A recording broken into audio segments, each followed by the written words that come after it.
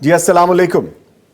وعلیکم السلام سر، سب سے پہلے آپ کو تمام امت مسلمہ کو چاند مبارک اور رمضان سے مبارک کا۔ جی جزاک اللہ، شکریہ شکریہ۔ تو حافظ سر بلال میرا خالق کوشچن صاحب یہ ہے کہ کنگن پور قرآن سے کے کال کی۔ واقعات ہیں مریضۃ علی سفر فعدۃ ایام اخر، یعنی مریض کس نوعیت کا ہو اور مسافر کس نوعیت کا ہو جس کا روزہ معاف ہے۔ یہاں تو جی بولیے۔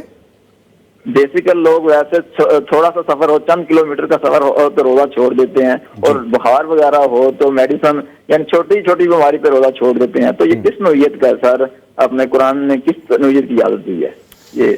ٹھیک ہے جی، شکریہ آپ نے کال کی۔ حافظ بلال خالق صاحب کنگن پور سے کال کر رہے تھے، بڑی صاحب فرمائیے اس بارے میں۔ مریض ایسا کہ جو روزہ رکھنے کی طاقت نہیں رکھتا، جس کے لیے روزہ نبھانا مشکل ہو جائے، اس کو روزہ چھوڑنے کی اجازت ہے، وہ چھوڑ دے۔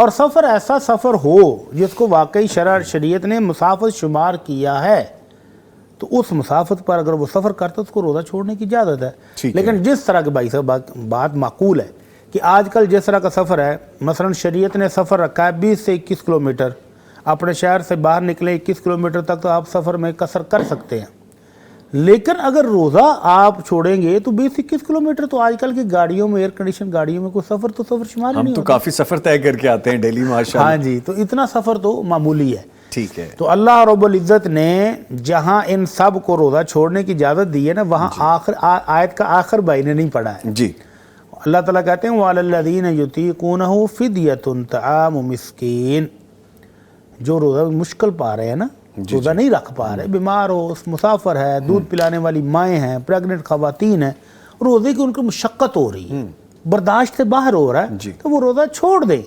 لیکن آنے پر کیا کہا وَأَن تَصُومُوا خَيْرٌ لَكُمْ، اگر تم روزہ رکھ لو تو یہ تمہارے لیے بہت بہتر ہے۔